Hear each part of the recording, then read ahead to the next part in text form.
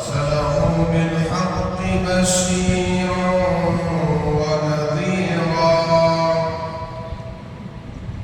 وداعيا إلى الله بإذنه وسراجا منيرا أما بعد فأعوذ بالله من الشيطان الرجيم بسم الله الرحمن الرحيم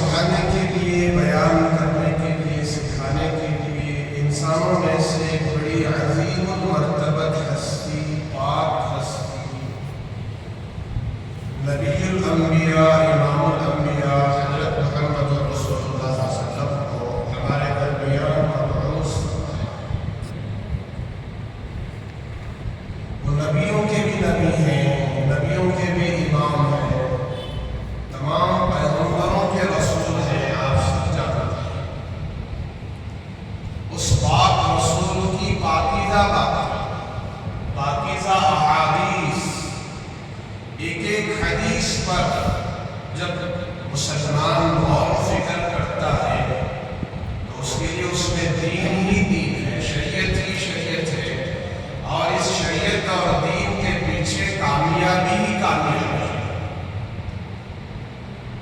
دین پر عمل کرنے کی وجہ سے، شریعت پر عمل کرنے کی وجہ سے، قرآن پر عمل کرنے کی وجہ سے اور حدیث پر عمل کرنے کی وجہ سے خدا کی عزت و جلالت کی قسم آج تک کوئی ناکام نہیں۔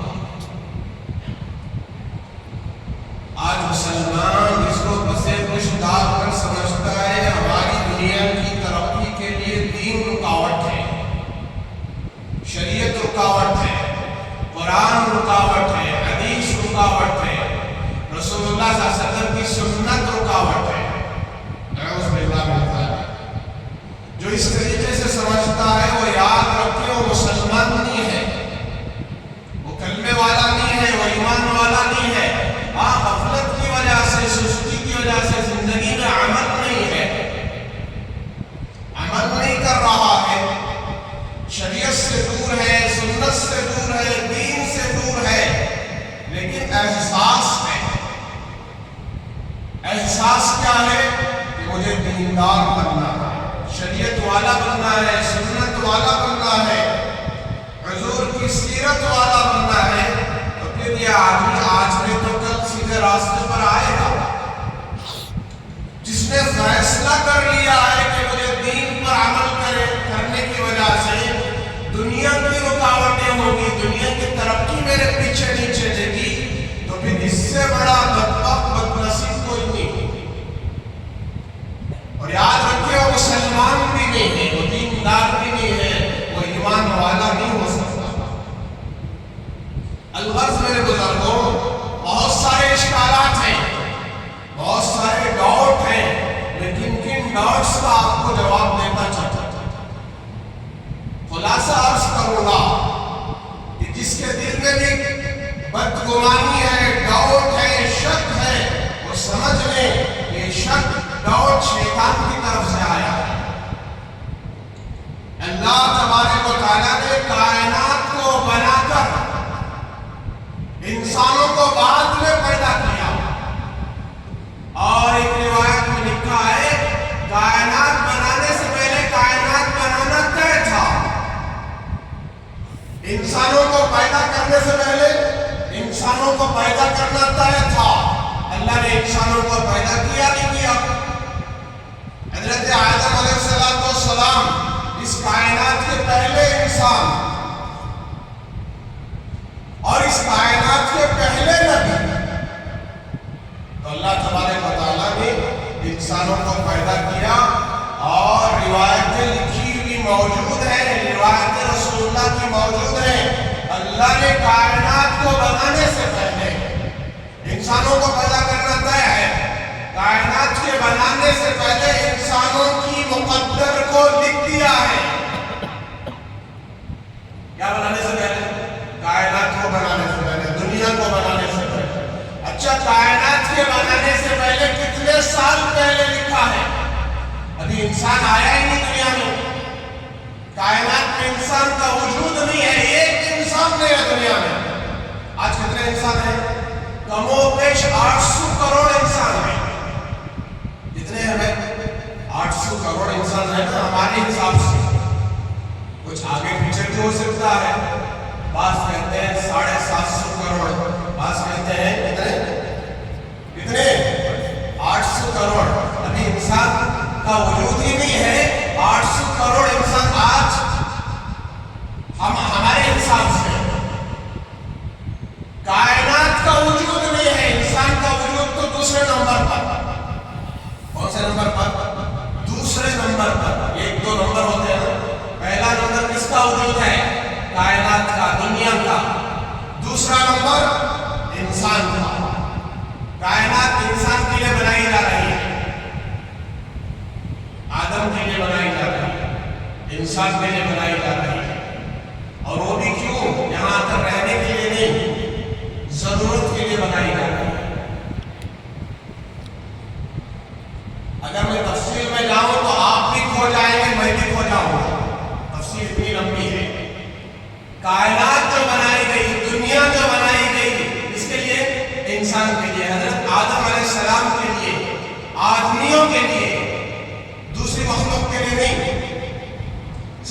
انسان کے لیے کیوں بنائی گئی؟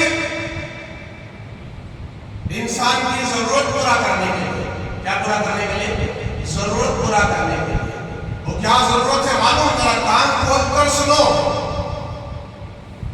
وہ ضرورت ہے استنجا بیت الخلا کی ضرورت. کس کی ضرورت بولو؟ پیشاب پاخانے کی ضرورت پورا کرنے کے لیے دنیا بنائی گئی. سمجھ میں آ رہا ہے کچھ؟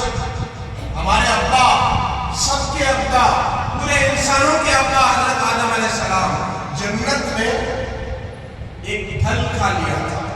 ایک روایت کے مطابق درخت کے قریب چلے گئے، درخت سے پھل لے کر کھا لیے، گیہوں کھا لیے. الگ الگ روایتیں ہیں. اس درخت کے قریب جانے سے بھی منع کیا گیا تھا. وَلَا تَقْرَبَا هَٰذِهِ الشَّجَرَةَ فَتَكُونَا مِنَ الظَّالِمِينَ. اے آدم، تم بھی اور تمہاری اہلیہ حوا بھی، دونوں کو اس درخت کے قریب جانے کی اجازت نہیں ہے. اس کے علاوہ جنت میں جہاں چاہے جا سکتے ہو، جو چاہے کھا سکتے ہو، جو چاہے پی سکتے ہو، جیسے چاہے رہ سکتے ہو. لیکن اس درخت کے قریب نہیں جانا. اس سے کہا جا رہا ہے حضرت آدم علیہ السلام سے اور حوا علیہ السلام سے. تو چلے گئے، لمبی تفصیل میں نہیں جاؤں گا. چلے گئے تو اب ان کو بیت الخلا نہیں. خوب آدمی بیٹھ کے کھانا کھاتا ہے تو سکون کب ملے گا اس کو؟ پہلے سے فارغ ہو کر ہے استنجا بیت الخلا سے تو سکون سے بیٹھ کے کھائے گا. استنجا بیت الخلا اس کو آ رہا ہے تو کھانا کھا سکتا ہے وہ؟ تو پہلے فارغ ہونا پڑتا ہے. پہلے ضرورت سے فارغ ہو کر بھی کھانا کھاتا ہے. کھانے سے فارغ ہوا تو ضرورت پیش آئی تو ضرورت سے فارغ ہوتا ہے. یہی تو معاملہ ہے انسان کا. اب حضرت آدم علیہ السلام کو، حضرت حوا کو، ہماری اماں اور ہمارے ابا کو ضرورت پیش آئی تو اللہ تبارک و تعالیٰ نے کہا کہ جنت گندگی کرنے کی جگہ نہیں ہے. جنت میں پیشاب پاخانہ نہیں آئے گا. جنت پاک صاف جگہ ہے. جنت میں خزائے حاجت پوری نہیں کی جا سکتی. آج کا نام بدلتے بدلتے ایک زمانے میں لوگ اس کو کہتے تھے جی پاخانہ، پاخانے کو جا رہا. پھر بعد میں تھوڑا سمجھ آئی ہے کیا معلوم نے بیت الخلا کہا. پھر انگریزوں نے بھی دیکھا کہ یہ مسلمان بھی ترقی کر رہے ہیں تو انہوں نے ٹوائلٹ کو جو ہے کہتے کہتے ٹوائلٹ سے تنگ آ گئے تو کہا کہ واش روم. کیا کہا؟ ٹوائلٹ کا نام بدل کے کیا کہا؟ Wash room. بھائی حضرت کہاں گئے ہیں؟ جی بھائی صاحب کہاں گئے؟ ڈاکٹر صاحب کہاں گئے؟ واش روم میں ابھی آئے. اب واش روم بدل کر واش روم بھی بہت زیادہ کثرت سے استعمال ہو گیا. انگریز بھی ترقی کر رہا ہے، مسلمان بھی ترقی کر رہا ہے. اب کہنے لگے ریسٹ روم. کیا روم ہے؟ ریسٹ لینے گئے اس لیے کہ دنیا کی ایک واحد جگہ ہے جہاں آدمی کو سکون ملتا ہے. ریسٹ روم ہو گیا وہ. تو اللہ تبارک و تعالیٰ نے جنت کو پاک صاف جگہ بنایا ہے. وہاں استنجا بیت الخلا میں کبھی نہیں آئے گا. بیت الخلا استنجا تو پھر اللہ نے دنیا میں بھیجا. کہاں بھیجا؟ دنیا میں سزا کے طور پر بھی بھیجا. جو خطا ان سے غلطی ہو گئی، بھول ہو گئی. ہم غلطی نہیں کہتے، گناہ نہیں کہتے. انبیاء گناہوں سے پاک ہوتے ہیں، معصوم ہوتے ہیں. تو ایک بھول ہو گئی تو پھر بیت الخلا کرنے کے لیے دنیا میں آئے ہیں. اور آج ہم نے اس دنیا کو سب کچھ بنا لیا ہے. کیا بنا لیا ہے؟ سب کچھ بنا لیا ہے کہ ہم کو اسی دنیا میں رہنا ہے. دنیا ہی میں ہمیں رہنا ہے ہمیشہ. ہم مریں گے نہیں. جو مر رہے ہیں اس کو موت آ رہی ہے، مجھے نہیں.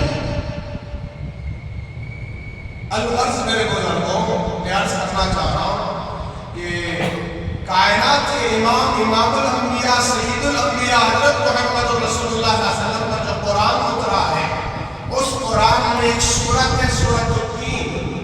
والتین والزیتون وطور سینین وہذا البلد الامین. 4 چیزوں کے اللہ نے قسم کھائی.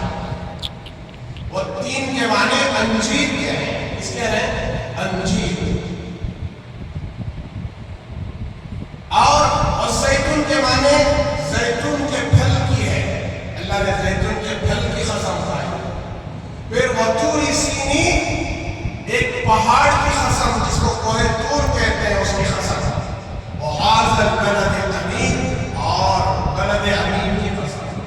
حضرت آدم علیہ السلام سے لے کر حضرت نوح علیہ السلام تک کا زمانہ، یہ جو سلسلہ نبوت کا چلا ہے، اللہ نے سب سے پہلے انسان کو جو بھیجا ہے وہ باپ بھی تھے سب سے پہلے، انہی سے نسل چلی ہے، وہ کسی کے بیٹے نہیں، وہ سب کے باپ ہیں، سب ان کے بیٹے ہیں، سب ان کی اولاد ہیں، تو ان کو انسان بھی بنایا اللہ نے، باپ بھی بنایا، ساتھ میں نبی بھی بنایا۔ کیا بنایا؟ اس لیے نبی بنایا کہ بچوں کو سمجھا سکے کہ دنیا میں رہتے ہوئے اللہ کی مرضیات کیسے زندگی گزارنا، اللہ کی مرضیات کے مطابق کیسے جینا۔ تو صاف پیغمبر حضرت آدم علیہ السلام اپنی اولاد کو اللہ کی مرضیات سمجھاتے رہے، دین سکھاتے رہے، سمجھاتے رہے، کہیں ان سے اللہ کی نافرمانیاں نہ ہو۔ چنانچہ حضرت آدم علیہ السلام سے لے کر حضرت نوح علیہ السلام کا جو زمانہ ہے، اس زمانے میں ان علاقوں میں، ان ملکوں میں سب سے زیادہ پیدا ہونے والا پھل، اس پھل کا نام انجیر ہے۔ کیا ہے؟ انجیر ہے۔ دماغ کے اوپر سے شاید بات جا رہی ہے، پھر بھی سمجھنے کی کوشش کریں۔ انجیر حضرت آدم علیہ السلام اور حضرت نوح علیہ السلام تک کا زمانہ، اور انجیر کے بہت سارے فائدے ہیں۔ جو شخص روزانہ ایک انجیر یا 2 انجیر، کوشش کرے 3 انجیر کھا لے، موت تو اس کو آ سکتی ہے لیکن بڑھاپا نہیں آ سکتا۔ کیا نہیں آ سکتا؟ تفسیر میں لکھا ہے بال تو سفید ہو سکتے ہیں لیکن اس پر بڑھاپا طاری نہیں ہوگا۔ بڑھاپے کا کیا مطلب؟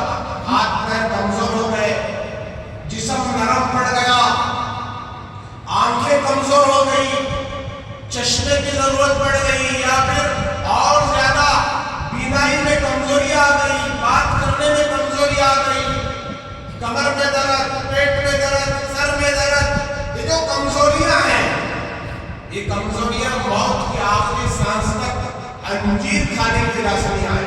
تفسیر میں لکھا ہے تو اللہ نے ساتھ میں پھل کا بھی ذکر فرمایا اور پھل کی قسم کھایا۔ کھانا ہے تو ایسی چیزیں کھاؤ۔ یہ کیا تماشا لگا رکھا ہے؟ جنک فوڈس کھا رہے ہو، فاسٹ فوڈ کھا رہے ہو، بیکار کی چیزیں کھا رہے ہو جس سے صحت تمہاری بگڑ رہی ہے۔ صحت کو درست، تو صحت کو صحیح رکھنے کے لیے اللہ نے پھل عطا فرمایا، اس کا نام کیا ہے؟ انجیر۔ تو انجیر کی قسم کھائی۔ پھر حضرت نوح علیہ السلام کا زمانہ ختم ہوا، اس کے بعد سے لے کر حضرت ابراہیم علیہ السلام کا دور آیا۔ اس دور میں ان علاقوں میں، ان ملکوں میں کہ حضرت ابراہیم علیہ السلام جو ہے مصر میں بھی رہے اور ملک شام میں بھی رہے اور عرب میں بھی آئے، تو وہاں جو سب سے زیادہ پیدا ہونے والی چیز، پکنے والی پھل، فرمایا وہ زیتون کا پھل ہے۔ تو زیتون کے بھی بہت سارے فوائد ہیں، زیتون کے پھل کے اور زیتون کے تیل کے ایک آب حیات ہے، زندگی بخشنے والا پھل۔ اس کا تیل جڑوں کو مضبوط کرتا ہے اور اس کا تیل جو ہے سر کے لیے مفید ہے، جسم کی مالش کے لیے مفید ہے، پکانے کے لیے مفید ہے، سارے فوائد ہیں۔ تفصیل میں جانے کا وقت نہیں ہے، اللہ نے اس کی قسم کھائی کہ اس کو استعمال کرو، تمہاری صحت اچھی رہے۔ پھر تیسری چیز، حضرت ابراہیم علیہ السلام سے لے کر حضرت عیسیٰ علیہ السلام کے زمانے میں جتنے انبیاء آئے، ان انبیاء میں بڑے محبوب نبی، اللہ کے قریب رہنے والے نبی، متکلم، کلیم اللہ جسے کہتے ہیں، حضرت سیدنا موسیٰ علیہ السلام، ان کا ذکر فرماتے ہوئے اس تشریح و تفسیر میں کہا کہ وطور سینین، کوہ طور کی اللہ نے قسم کھایا۔ کوہ طور کیا ہے؟ ایک پہاڑ کا نام ہے۔ حضرت موسیٰ علیہ السلام اللہ سے بات کرنے جاتے تھے، اس سے بات کرتے تھے، اللہ سے کلام کرتے تھے۔ اس طور سینا کی قسم جو اس پہاڑ پر اللہ کی تجلیات پڑی ہیں، اور اللہ تعالیٰ سے حضرت موسیٰ علیہ السلام نے بات کیا ہے، اللہ ان سے ہم کلام ہوئے ہیں، تو اس وطور سینین کی قسم کھایا चौथी कसम वहाज़ल बलदिल अमीन, मक्के मुकर्रमा की, मक्के मुअज़्ज़मा की, पाकीज़ा शहर की, बलद अमीन की, अमन वाले शहर की, हज़रत मुहम्मदुर रसूलुल्लाह सल्लल्लाहु अलैहि वसल्लम के पाकीज़ा शहर की कसम खाकर कहा, लक़द ख़लक़नल इंसान फ़ी अहसनि तक़वीम। चार चीजों की कसम खाकर कहा, हमने इंसान को सबसे खूबसूरत ढांचे में पैदा किया। कौन से ढांचे में? सबसे खूबसूरत ढांचा। इससे खूबसूरत ढांचा हमने किसी मखलूक को नहीं किया। और कोई इंसान हम ही तो है कि अल्लाह ने इतना सब कुछ अता किया, नेमतें अता किया, तस्लीम अता किया, सेहत अता की और बहुत सारी खूबियां अता किया। ऐसी नेमतें कि एक नेमत को भी गिनना मुश्किल है। एक एक नेमत, आंख एक नेमत है, इसकी नेमत को गिन नहीं सकता इंसान। जुबान एक नेमत है, इस नेमत को गिन नहीं सकता। अल्लाह ने ऐसे नेमतों से मालामाल किया। चार चीजों की कसम खाता इंसान को हमने सबसे खूबसूरत ढांचे में पैदा किया। लक़द ख़लक़नल इंसान फ़ी अहसनि तक़वीम सुम्मा रददनाहु अस्फ़ल साफ़िलीन। लेकिन याद रखना, इंसान को जितनी क्वालिटियों के साथ पैदा किया, नेमतों के साथ पैदा किया, खूबसूरती के साथ पैदा किया, अगर ये इंसान अपने दुनिया में आने का मकसद न पहचाना, यानी पहचाना दुनिया में क्यों मैं आया हूँ, मुझे किस लिए पैदा किया गया है, मुझे इंसान क्यों बनाया गया है, इतनी अकल क्यों दी गई, इतनी शान और शौकत क्यों दी गई, इतना मकाम और मर्तबा मेरा बुलंद क्यों गया, क्यों किया गया, मेरी इज्जत क्यों इतनी बढ़ाई गई। अगर ये ना समझे, मिनिस्टर अपने मकसद को ना समझे, कलेक्टर अपने मकसद को ना समझे, डॉक्टर, लॉयर, इंजीनियर अपने मकसद को ना समझे, बाप अपने मकसद को ना समझे, जिसको बाप बनाया गया, बेटे अता किए गए, बाप वाला अपने मकसद को ना समझे, कुरान कहता है सुम्मा रददनाहु अस्फ़ल साफ़िलीन, कि उसको हम जहन्नम के सबसे नीचे दर्जे में भेज देंगे, दोज़ख में दाखिल करेंगे। सुम्मा रददनाहु अस्फ़ल साफ़िलीन, कि दोज़ख के हिस्से में हम उसको दाखिल करेंगे। ये बड़ा खतरनाक हिस्सा है। जो इंसान दुनिया में आने के मकसद को नहीं पहचाना, इसलिए इस इंसान को दोज़ख में भेजा जा रहा है। फिर आगे कुरान कहता है इल्लल्लज़ीना आमनू व अमिलुस्सालिहाति फलहुम अज्रुन गैरु ममनून। मगर जो ईमान ले आया, अपने पैदा करने वाले खालिक मालिक को पहचाना और अच्छे अमाल किया, फलहुम अज्रुन गैरु ममनून, फरमाया कि उसके ऐसा अल्लाह अजर देंगे जो अजर कभी खत्म नहीं होगा। उसकी शक्ल होगी जन्नत। क्या होगी भाई? जन्नत। अल-गर्ज़ मैं जी इंसान की तख्लीक और अंबिया के दुनिया में आने का बेहतर समझाते हुए गुज़िश्ता जो अहादीस मैंने हदीस पढ़ी थी खुतबे के दौरान में मैंने उसकी तिलावत की है कि तीन चीज़ों का मैंने जिक्र किया था। कितनी चीज़ें याद हैं? भूल गए? कल क़यामत के दिन अल्लाह तबारक व तआला जिन खुश नसीबों को अपने अर्श का साया अता फरमाएंगे, वो साया इतना पाकीज़ा, नूरानी, आसमान रोएगा, जमीन तानने की। याद रखना ये बातें। सूरज एक मील के फासले पर आदमी नंगा खड़ा होगा, जिस्म पर एक कपड़ा नहीं होगा, पैर मैग्नेट की तरह लगे हुए होंगे, एक कदम आगे नहीं बढ़ा सकता। ऐसे आलम में किसी खुश नसीब को अर्श का साया मिल जाए, छाँव मिल जाए जी, और उसको उस अर्श के नीचे रहने का मौका मिल जाए, तो फिर आसमान चाहे लोहे का हो, चाहे औलाद का हो, चाहे तांबे और पीतल का हो, क्या फर्क पड़ने वाला है। तो इसको अर्श आज़म का साया नसीब हो गया। तो सरकार मदीना सल्लल्लाहु अलैहि वसल्लम की पाकीज़ा ज़ुबान से 7 खुश नसीबों के बारे में बयान किया गया। 7 किस्म के लोगों को अर्श का साया मिलेगा। उसमें से पहला शख्स इमाम आदिल है, इंसाफ करने वाला बादशाह, और जो भी बड़ा होता है, जिसके मातहत लोग होते हैं, जो अपने मातहतों के साथ इंसाफ करे, जुल्म ना करे। मैंने गुज़िश्ता तफसील बयान की कि उसको अर्श का साया मिलेगा। फिर दूसरा कौन? वो जवान जो अपनी जवानी में अल्लाह को राज़ी करने की कोशिश करे, जवानी में अल्लाह की इबादत में मशगूल हो, गुनाहों की तरफ जवान के लिए अल्लाह अर्श का साया दे। आज के जवानों का क्या हाल है कि अपनी जिंदगी को तबाह कर रहे हैं, जवानी को बर्बाद कर रहे हैं, गुनाहों में, नाफरमानियों में, गंदी चीजों के देखने में। इन आंखों को पाक नहीं रखा, अल्लाह हिफाजत करता। आज तो गुनाह आम हो गया, जिना आम हो गया, मोबाइल के जरिए से जिना हो रहा है और वीडियोस के जरिए से जिना की चीजें दिखाई दे रही हैं। अल्लाह हिफाजत करे, अपनी नजर की हिफाजत करे। जवान तो जवान, बूढ़े भी इसमें मशगूल हैं, जिनकी उम्र 60 साल हो गई वो भी गंदी चीजें देखते हैं। इल्ला माशाअल्लाह बहुत थोड़े लोग जो बचे हुए हैं, ऐसा नहीं कि कोई नहीं बच रहा है, बचने वाले भी हैं। तो जवानी की इबादत अल्लाह को बहुत पसंद है। फिर तीसरी चीज फरमाया कि अल्लाह के नबी अलैहिस्सलाम ने जिसका दिल मस्जिद में अटक जाए, कहाँ अटक जाए? मस्जिद में अटक जाए। दिल हमेशा मस्जिद में अटका हो, वो चाहे बाजार में हो, चाहे गली में हो, दुकानों में हो, चाहे घर में हो, जिसका दिल मस्जिद में अटका हो वो क्या करेगा? उसका दिल तड़पेगा कि कब मैं मस्जिद में जाऊंगा, कब मुझे मस्जिद में जाने की तौफीक हो जाएगी और मुझे मस्जिद ही में सुकून मिलेगा। जैसे मछली को कहाँ सुकून मिलता है? कहाँ सुकून मिलता है भाई? पानी में। अगर मछली को आप सोने के पेपर में लपेट दो, हीरे जवाहरात की तिजोरी में रख दो, मछली को सुकून मिलेगा? 50 करोड़ के सूटकेस में उसको रख दो, मछली को क्या करेगी? कहेगी मुझे यहाँ सुकून नहीं मिलेगा, मुझे तो सुकून मछली थी पानी में मिलता है। ऐसे मुसलमान को जो सुकून मिलता है वो मस्जिद में मिलता है। लेकिन आज मुसलमान मस्जिद में आने तैयार नहीं है, बुलाने के बावजूद भी आने तैयार नहीं। तबलीगी हजरात बुलाते हैं, मुखर्रिरीन बुलाते हैं, वाइज़ीन नसीहत करने वाले बुलाते हैं, अकादिरीन बुजुर्गान दीन बुलाते हैं, लेकिन मुसलमान को समझ में नहीं आ रहा।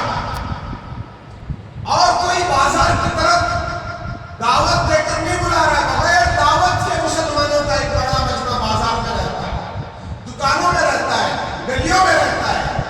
तो मुसलमान को चाहिए कि अपना दिल मस्जिद में रखे।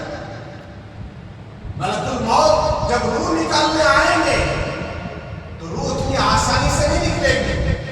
हदीस में जो आया है कि रूह के निकलने की तकलीफ इतनी ज्यादा तकलीफ है, तलवारों के काट से ज्यादा तकलीफ है। एक साथ 300 तलवार चलाए जाए तो कितनी तकलीफ होगी? उतनी तकलीफ फरमाया मौत की तकलीफ है। किसी मखमल के कपड़े को, रेशम के कपड़े को कांटेदार टहनी में डालकर एकदम उसको अंदर डालकर खींचा जाता है तो कैसे फटकर वो कपड़ा निकलता है, ऐसे जान जाने की तकलीफ होती है। तो हम अपने दिल को मस्जिद में लगाए रखें। आज हमारा दिल मालूम नहीं कौन कौन से चैनल पे अटक गया है। किसी का दिल यूट्यूब में अटका हुआ है, किसी का दिल फेसबुक में, किसी का दिल इंस्टाग्राम में, किसी का दिल किसी और चैनल में, किसी और प्रोग्राम में, किसी का दिल सवारियों में, किसी का दिल भी बाजारों में अटका हुआ है। तो सब जगह से जब मलकुल मौत रूह निकालेंगे, खींचेंगे तो फिर कितनी तकलीफ होगी मौत मरने की। तो हम अपने दिल को मस्जिद में लगाए। फिर चौथी चीज सरकार मदीना सल्लल्लाहु अलैहि वसल्लम ने फरमाया, वरजुलानी तहाब्बा फिल्लाह इज्तमा अलैहि व तफर्रका अलैहि। कि दो मुसलमान, दो आदमी जो आपस में अल्लाह के लिए मोहब्बत रखते हैं, इसके लिए भाई अल्लाह के लिए मोहब्बत, उनका आपस में मिलना और जुदा होना, दोनों का मकसद अल्लाह की रजा है, अल्लाह की खुशनुदी है। आज हम दोस्ती क्यों करते हैं? किसी से उससे हमारा कोई फायदा हो तो दोस्ती करते हैं। किसी से हमने दोस्ती की तो उससे हमारा माली फायदा हो, कोई दूसरा हमारा मकसद उससे पूरा हो, इसके लिए हम दोस्ती करते हैं। तो हम अल्लाह के लिए दोस्ती करें, अल्लाह के लिए मिलना, अल्लाह के लिए जुदा होना। आज एक नौजवान किसी नौजवान से दोस्ती कर रहा है, आज एक दोस्त किसी दूसरे दोस्त से दोस्ती करता है, कुछ ना कुछ गर्ज छुपा हुआ है, लेकिन ये गर्ज कल क़यामत के दिन कामयाब नहीं करेगा। अगर हमारा मिलना अल्लाह के लिए हो, अल्लाह اللہ کے رسول کے لیے ہو، دین کے لیے ہو، شریعت کے لیے ہو، اور ہمارا جدا ہونا بھی دین کے لیے ہو، تو پھر انشاءاللہ کل قیامت کے دن اللہ ہمیں بھی عرش اعظم کا سایہ عطا فرمائے گا۔ اب ملنا کس سے بھائی؟ اللہ کے لیے ملنا بولے تو دیندار ہو۔ ہماری دوستی کس سے ہونا چاہیے؟ جی ہماری دوستی اچھے لوگوں سے ہونا چاہیے، نیک لوگوں سے، بزرگوں سے، اللہ والوں سے، علماء سے، حفاظ سے، دینداروں سے، متقیوں سے، پرہیزگاروں سے۔ ذرا دیکھیں ہماری دوستی میں کون کون ہے؟ ہمارا اٹھنا بیٹھنا کن کے ساتھ ہوتا ہے روزانہ؟ جی میں سگریٹ پینا سیکھا کس سے؟ میرا جو دوست ہے وہ سگریٹ پیتا تھا، اس لیے میں بھی سگریٹ پینا سیکھ گیا۔ میں شراب پینا کس سے سیکھا؟ جو میرا دوسرا دوست وہ شرابی تھا، اس کے ساتھ اٹھنا بیٹھنا کرتا تھا، اس لیے میں بھی شرابی بن گیا۔ میں کس سے دوستی کرتا ہوں؟ جو نماز نہیں پڑھتا، اس سے میری دوستی ہوتی، اس لیے کہ اگر میں نماز چھوڑوں تو وہ مجھے کچھ نہیں بولے گا جی، اور وہ نماز چھوڑے تو میں اس کو کچھ نہیں بولوں گا۔ اگر میری دوستی نمازی سے ہو، نماز کا وقت ہو جائے تو کیا کہے گا کہ چلو نماز کا وقت ہو گیا، نماز پڑھ کے آئے، اذان ہو رہی ہے نماز ہو جائے۔ لیکن ہماری دوستی کس سے ہے؟ جی سودی کاروبار کرنے والوں سے، بیاج بینکنگ انٹرسٹ کا دھندا کرنے والوں سے، اور ہماری دوستی جو ہے لچے لفنگوں سے ہے، اور نالائقوں سے ہے، اور بے دینوں سے ہے، جو دنیا کی باتیں کرتے ہیں، اچھی اچھی باتیں کرتے ہیں، ان سے ہماری دوستی ہے۔ ذرا اٹھا کر دیکھیں ہماری دوستی علماء سے ہے، اللہ والوں سے ہے، اللہ والوں کی مجلس سے ہے ہماری دوستی۔ اللہ رسول کی بات پونے گھنٹے کو شروع ہوتی ہے، مجمع کب آ رہا ہے؟ 1:30 بجے، 1:45 بجے بیان کے ختم ہونے کا انتظار کرتا۔ بھائیوں دوستی کا مطلب یہ نہیں کہ ہاتھ ملا کے کھڑے ہو جاؤ، بلکہ دوستی یہ ہے کہ جہاں اللہ اس کے رسول کی بات ہوتی ہے، جہاں مجلس لگتی ہے، وہاں جا کر بیٹھا۔ ہفتے کے دن کا اعلان کیا جاتا ہے کہ قرآن کی تفسیر ہوتی، کتنا مجمع آتا ہے؟ گنے چنے لوگ، 10-20 لوگ، 15-20 لوگ آتے ہیں، اور وہی دنیا کے کاموں کے لیے کتنا بڑا مجمع جاتا ہے۔ بازاروں میں دیکھو کیا حالات ہے، مانا کی ضرورتیں بہت ہیں، بے شک جی بیوی بچوں کی ذمہ داری ہے، کاروبار کا مسئلہ ہے، پیٹ کا مسئلہ، ضرور کاروبار کریں کہ یہ کاروبار بھی منع نہیں ہے، لیکن ہمارا کاروبار تو اللہ اور اس کے رسول کے احکامات توڑ کر کرنے والا کاروبار۔ اذان ہوتی ہے کوئی پرواہ نہیں، نماز کی فکر نہیں، 10 منٹ ہمارے پاس نماز کے لیے وقت نہیں ہے، تو بتاؤ بزرگوں کہ ہم کیسے اللہ کو منہ دکھائیں گے قیامت کے؟ رسول اللہ کو کیا منہ دکھائیں گے، کیا چہرہ دکھائیں گے؟ اللہ اور اس کے رسول کے جی عاشق ہونے کا دعویٰ کرتے ہیں۔ سرکار مدینہ حضرت محمد رسول اللہ صلی اللہ علیہ وسلم کیسے پاکیزہ ہوتے ہم جانتے ہی نہیں، حضور کی ذات کو ہم نے جانا ہی نہیں۔ ہمیں بھی ہمارے نوجوانوں کو غیروں کا طریقہ پسند آ رہا ہے، ان کی جیسی کٹنگ، ان کی جیسی داڑھی، ان کا جیسا لباس، ان جیسا چال ڈھال، ان کا لائف اسٹائل، محمد رسول اللہ کا طریقہ پسند نہیں ہے ہمیں۔ کون ہے محمد رسول اللہ؟ جی آپ سارے عالم کے لیے رحمت بن کر آئے، سارے عالم کے نبی، کائنات کے نبی، جناتوں کے نبی، جمادات کے نبی، حیوانات کے نبی، انسانوں کے نبی، مخلوقات کے نبی، چرندوں کے نبی، درندوں کے نبی، چیر پھاڑ کر کھانے والے حیوانات کے نبی، مچھلیوں کے بھی نبی، آسمانوں کے تمام مخلوق فرشتوں کے نبی، کائنات کے امام حضرت محمد رسول اللہ جن کے صدقے میں کائنات بنائی گئی، ایسے پاک نبی کا طریقہ آنے میں پسند نہیں، جن کے ہاتھ میں جنت کی چابی ہے، کیا ہے بھائی؟ جنت کی چابی ہے، جن کی ایک سفارش سے تم اور میں جہنم سے بچ کر جنت میں جا سکتے ہیں، لیکن اس نبی کا چہرہ ہمیں پسند نہیں۔ جا کر دیکھ لو آئینت میں، اپنا چہرہ دیکھ لو، میرا چہرہ محمدی جیسا ہے یا یہودی جیسا ہے، خود فیصلہ کر لو، میں جنت میں جاؤں گا یا یہودیوں کے ساتھ دوزخ میں جاؤں گا، خود فیصلہ کرو۔ جن کے صدقے میں کھا رہے ہیں، اس پاک نبی کا چہرہ اگر ہمیں دنیا میں پسند نہیں ہے، ان کا طریقہ پسند نہیں ہے، خدا کی قسم جنت میں کا لباس آج ہمیں پسند نہیں ہے. جینس پینٹ بڑے شوق سے پہنتے ہیں, لیکن کرتا پاجامہ کبھی شوق سے پہنا ہے ہم نے؟ جمعہ کے دن مشکل سے کرتا پاجامہ پہن کر آتے ہیں, اور جمعہ کے دن بھی بدنصیب لوگ وہ ہیں جو پینٹ شرٹ میں ٹی شرٹ میں آتے ہیں مسجد کو, بغیر ٹوپی کے آتے ہیں. یہودیوں کا طریقہ لے کر آتے ہیں, نصرانیوں کا آپ میرے بارے میں کچھ بھی برا بنا دیں مجھے کوئی فرق نہیں پڑتا. فرق اس کا ہے کہ آپ کو رسول اللہ کا طریقہ بھی پسند نہیں ہے. شاید آپ کو علم نہیں ہے تو میں بتا دیتا ہوں, جن کے ہاتھ میں جنت کی چابی ہے, دنیا اور آخرت کی بھلائی ہے, اس نبی کے طریقے کے پیچھے چلو, دنیا اور آخرت کی عزت ہے, کامیابی ہے.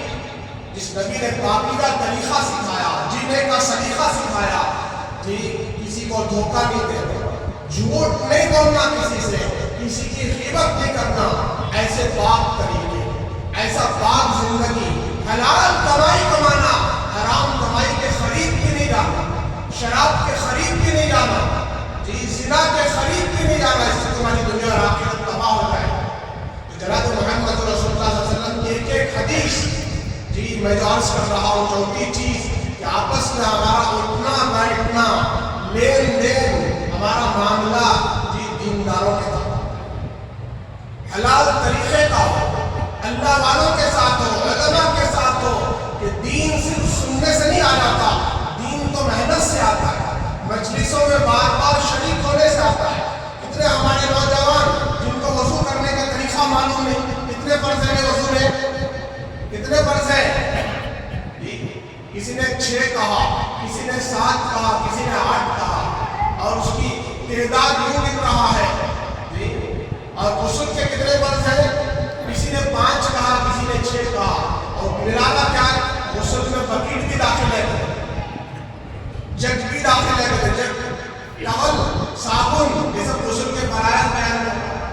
غسل کے 3 فرض ہیں, وضو کے 4 فرض ہیں. منہ بھر کر کلی کرو, غسل کا پہلا فرض ادا ہو گیا. ناک کی نرم ہڈی میں پانی ڈالو, پانی پہنچاؤ, غسل کا دوسرا فرض ادا ہو گیا. اور سارے بدن پر پانی پاؤ, سر کے بالوں سے لے کر پیر کے ناخن تک سارے جسم کو بھگاؤ, ایک ذرہ برابر بھی کہیں سوکھا نہ ہو, غسل ادا ہو گیا, پاک ہو گیا. اتنے ہی ہیں. وضو کے کتنے فرائض ہیں؟ 4 فرض. ہم نے تو دیکھا دیکھی وضو سیکھا ہے. سارا چہرہ دھونا, چہرہ کہاں تک ہے تو معلوم نہیں ہے. چہرہ جو ہے پیشانی کے بالوں تک ہے. یہ جو پیشانی کے بال جہاں شروع ہوتے ہیں, یہاں سے پوری پیشانی آ گئی, پورا چہرہ آ گیا, ٹھوٹی کے نیچے تک. یہ جو کان کے جو سوراخ ہے, روزن جسے کہتے ہیں, اس کے بعد جو لوگ کی ہے, وہاں تک پورا چہرہ دھونا. اگر ذرہ برابر بھی سوکھا ہے تو وضو نہیں ہوتا, چہرے کا وضو نہیں ہوا. پھر دونوں ہاتھ کوہنیوں سمیت, یہ جو ہڈی ہے ہماری کوہنی, اس کے اوپر تک ہر جگہ جو ہے پانی بہائے, پانی جو ہے اس سے بھگائے, ایک ذرہ برابر کے سوکھا تھا. دونوں ہاتھ کوہنیوں سمیت دھوئیں گے. پھر سر کا مسح کریں گے, سر کا مسح, پورے سر کا مسح, سنت فرض دونوں ادا ہو جاتے ہیں. کم سے کم اتنا مسح, سر کا چوتھائی حصہ اگر ادا ہو گیا تو جی سر کا مسح پورا ہو گیا. پھر دونوں پیر ٹخنوں سمیت دھونا, اس میں ایڑیاں بھی آ گئی, پنجے بھی آ گئی, انگلیوں کے درمیان کی جو جگہ ہے وہ بھی آ گئی, پورا پیر بھی ڈالا ٹخنوں کے اوپر, جہاں ہم جی پیروں کی جو ہڈی ہے جی وہاں تک جو ہے ٹخنے کے ٹخنوں سمیت, ٹخنوں اس ہڈی کے اوپر تک. یہ 4 فرض ہے. بہت سارے مسلمان جلدی جلدی میں وضو کر کے آ جاتے ہیں, سوکھا رہتا ہے, معلوم نہیں ہوتا. تو ہم علماء سے رابطہ قائم کریں, اللہ والوں سے اپنی دوستی قائم کریں, اور ان کی مجلس میں بیٹھے دین سیکھیں, شریعت سیکھیں. یہ دنیا آج جو ہمیں ستا رہی ہے, دنیا جو دور کر دیکھ رہی ہے, اس وجہ سے ہے کہ آج مسلمان مقصد سے ہٹ گیا. مسلمانوں کا رخ آج دنیا بن گئی ہے, مسلمانوں کا قبلہ آج دنیا کے بازار بن گئے ہیں. حالانکہ ہمارا قبلہ یہ ہے, اور یہ مسجد اللہ کے گھر, جہاں آؤ, دین سیکھو, شریعت سیکھو, عبادت کرو, اپنے ایمان کو مضبوط کرو, اور پاکیزہ زندگی گزارنے کے لیے باہر جاؤ. جو مسجد میں تم نے عمل کیا ہے, 2 رکعت نماز جو ہم نے ادا کی ہے, کا حکم، نبی کا طریقہ جو ہم نے ادا کیا ہے، اس طریقے میں اور اس نماز میں ہم نے کوئی گناہ کا کام نہیں کیا۔ بولو بھی قیام کیے نا، ہم ہاتھ باندھ کے کھڑے ہوئے اللہ کے سامنے، کوئی گناہ کا کام کرے؟ بھائی کوئی گناہ کا کام ہوا ہم سے؟ نہیں ہوا۔ رکوع میں گئے، کیا گناہ کیا؟ کوئی گناہ کا کام نہیں ہوا۔ پھر سجدے میں گئے، پھر اتحیات میں بیٹھے، ایسے 2 رکعت ہم نے مکمل کی، سلام پھیرا، کوئی گناہ کا کام نہیں ہوا۔ یہ مسلمان جیسے مسجد کے اندر ہوتا ہے ویسے ہی باہر بھی ہوتا ہے۔ ایسا نہیں کہ مسجد کے اندر تو ماشاءاللہ پکا مسلمان ہے، پکا مومن ہے، باہر گیا تو وہی جھوٹ، وہی غیبت، وہی نام کام کی باتیں، وہی دھوکے بازی، پیسے دیے تو واپس نہیں دینا، دینے کی نیت سے نہ لینے والا وہ بہت بڑا مجرم ہے اللہ کے یہاں۔ قرض لیتے ہیں تو واپس لوٹانا نہیں لوٹانا، کتنے ایسے دھوکے باز، یہ اللہ حفاظت کرے۔ یہ مسلمان کے نام پر دھبا ہے، دیندار کے نام پر دھبا ہے، لیتے ہیں تو واپس لوٹانا معلوم نہیں، دھوکہ دینے کی نیت سے لیتے ہیں۔ اللہ حفاظت کرے۔ اللہ کے نبی نے فرمایا دھوکہ دینے والا اور جھوٹ بولنے والا کبھی مسلمان نہیں ہوتا۔ مسلمان سب کچھ ہو سکتا ہے لیکن دھوکہ دینے والا مسلمان نہیں، جھوٹ بولنے والا مسلمان نہیں۔ تو جیسے ہم مسجد میں نماز پڑھیں اور اللہ کا حکم ادا کرنے سے باہر والی زندگی گزاریں گے، پھر ہمیں دعوت دینے کی ضرورت نہیں ہے، لوگ خود بخود اسلام میں داخل ہو جائیں گے۔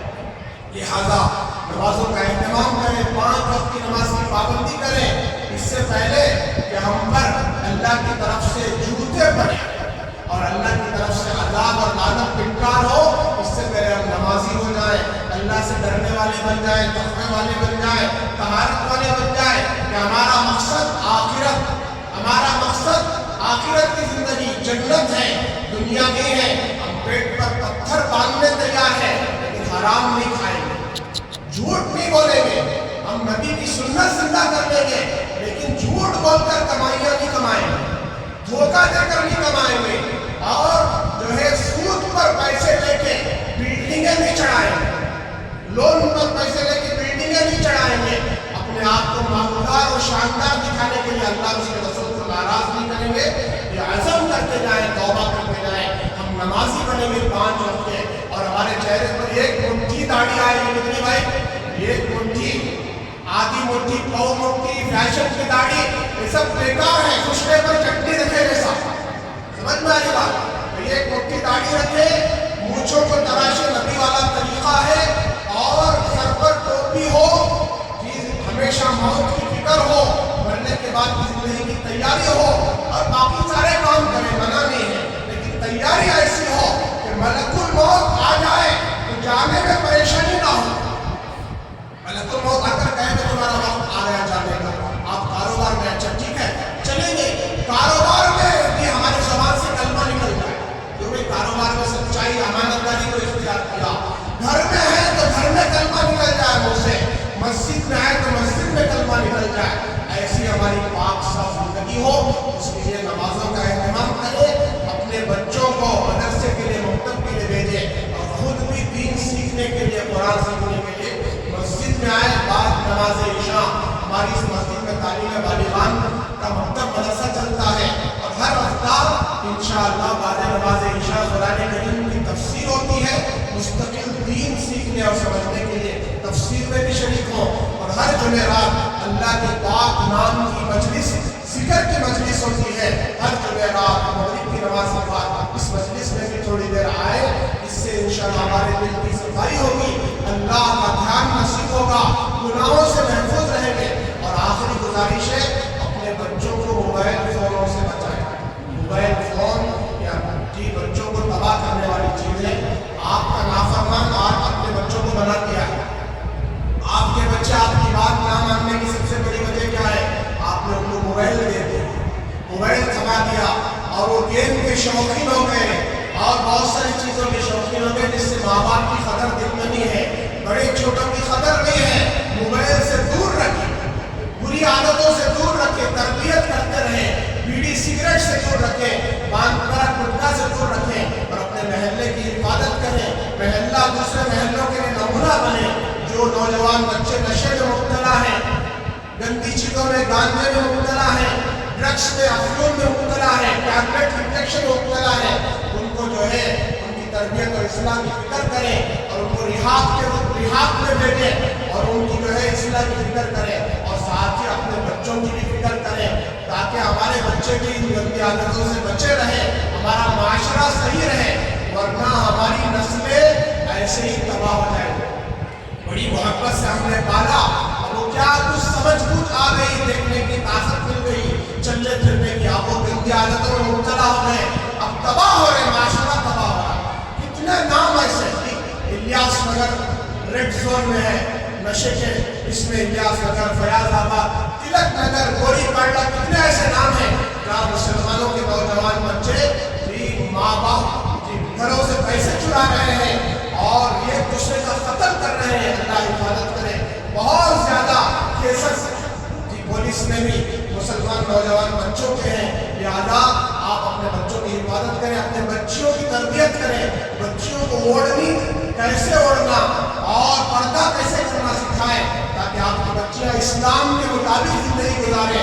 اگر بے پردہ آپ نے چھوڑ دیا، بچی ہے، اسکول کا ڈریس پہن رہی ہے، پیر نظر آ رہے ہیں، بڑی لمبی تفصیل ہے، یہ ابھی سے آپ حیا نہیں سکھائیں گے پھر بچوں کو بڑے ہونے کے بعد میں حیا نہیں سکھا سکتے۔ لہٰذا اپنے بچوں کی خوب نگرانی کریں، نمازوں کا اہتمام کریں۔ اللہ تبارک و تعالیٰ ہم سب کو ان تمام باتوں پر عمل کرنے کی توفیق عطا فرمائے، اخلاص و للہیت عطا فرمائے، استخلاص و استقامت عطا فرمائے۔ آخر میں گزارش جاتے ہوئے اللہ کے گھر کا زیادہ سے زیادہ تعاون کرتے ہوئے جائیں۔